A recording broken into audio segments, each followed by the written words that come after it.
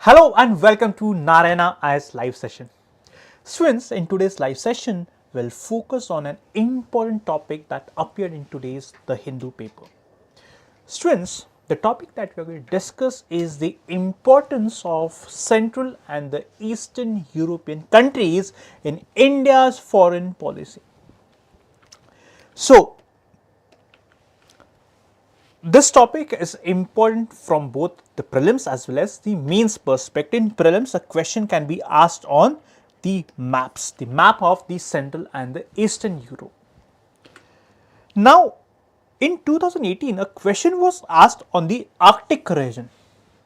Given the importance of Central and Eastern Europe, it can be expected in the UPSC examination that the UPSC might or could ask a question on Central and the Eastern Europe, right?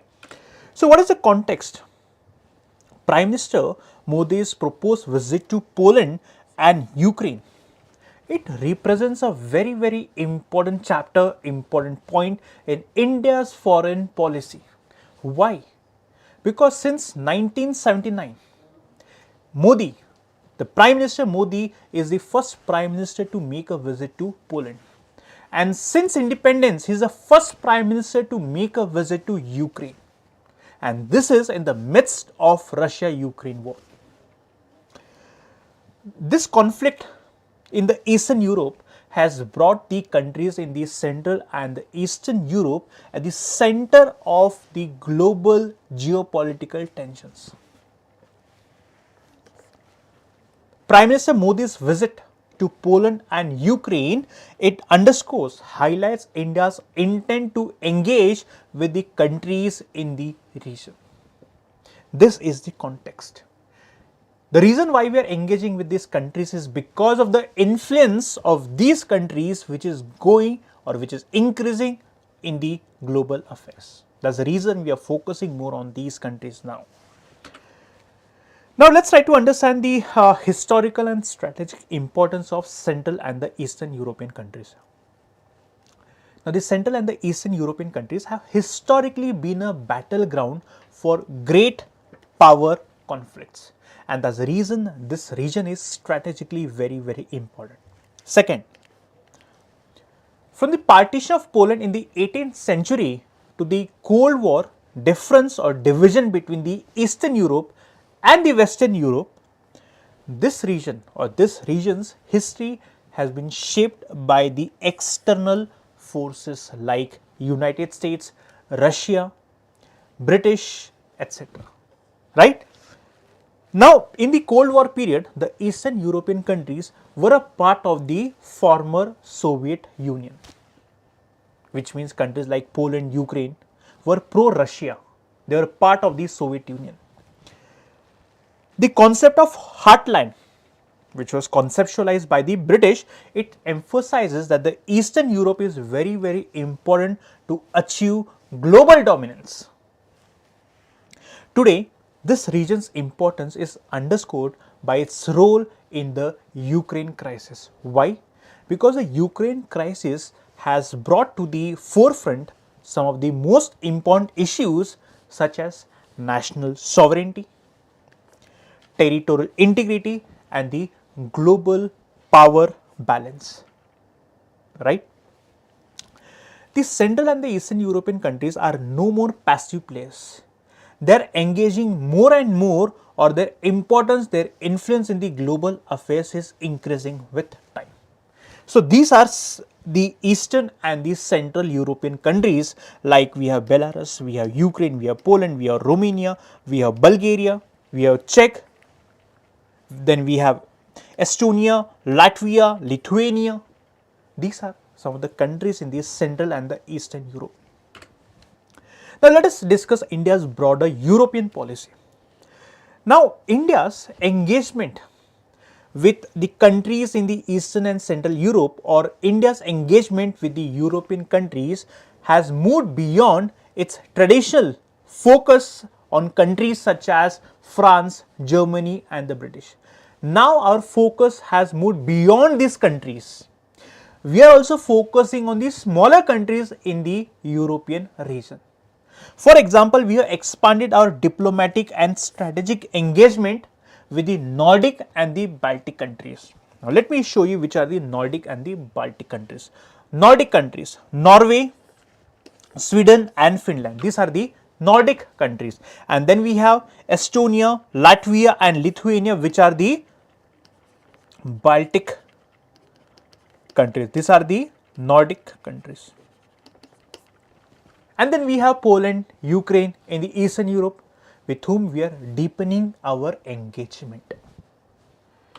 The second, we are also deepening our economic engagement with the countries in the European region, especially the Central and the Eastern Europe.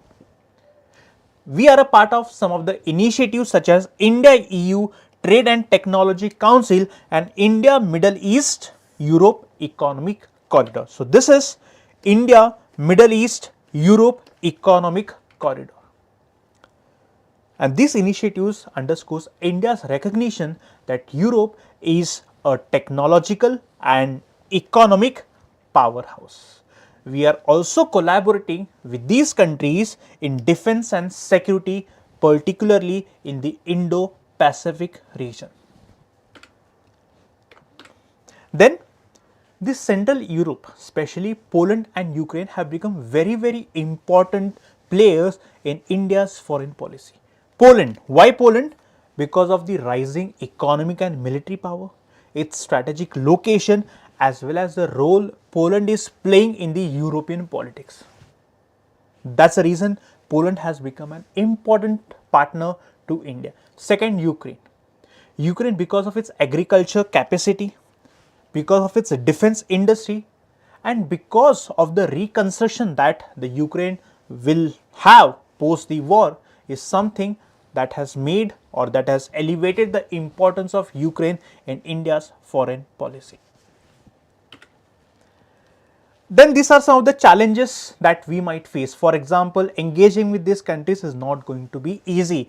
We have to face the geopolitical complexities. What is the geopolitical complexity? Poland, Ukraine, they were part of the Soviet Union, they were part of Russia. Now they are inching close towards the West. So, we have to take into consideration this geopolitical complexity, and Russia is not comfortable with the fact that the Eastern European countries are moving close to the West. One. Second, we have to balance our relation with Russia as well as the Eastern European countries.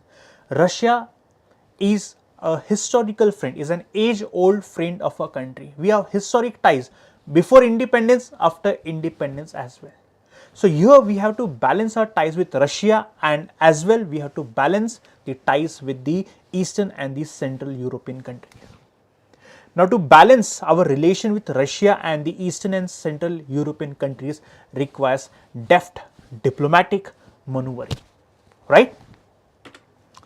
Then, though we understand the importance of Europe as an economic powerhouse, but the economic recovery in Europe is going to take some time.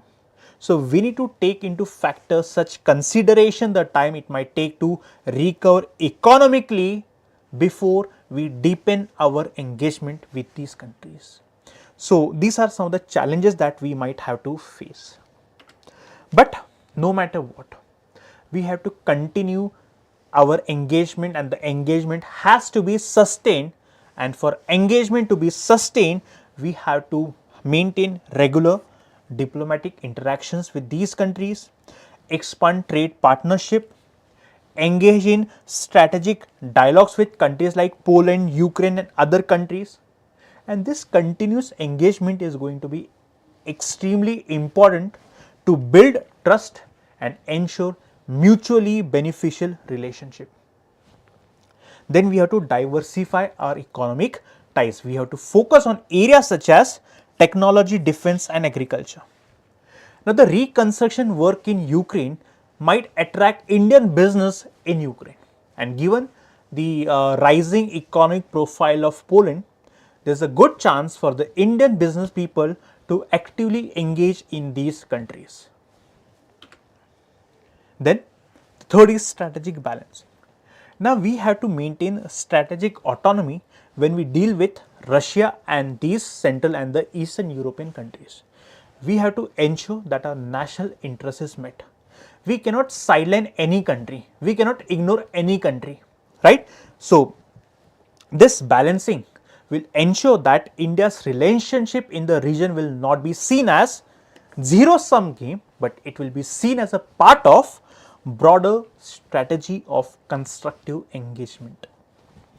Then we have to leverage our partnership with major powers such as United States and European Union. We have to use these countries to strengthen our position in the Eastern and the Central European countries. For that, we have to collaborate on defense, technology and infrastructure development so that India's influence in this region can be expanded. At the same time, India can contribute in the peace and prosperity in the region. This is the entire article. This is what India's engagement, or this is about the importance of the Eastern and the Central European countries.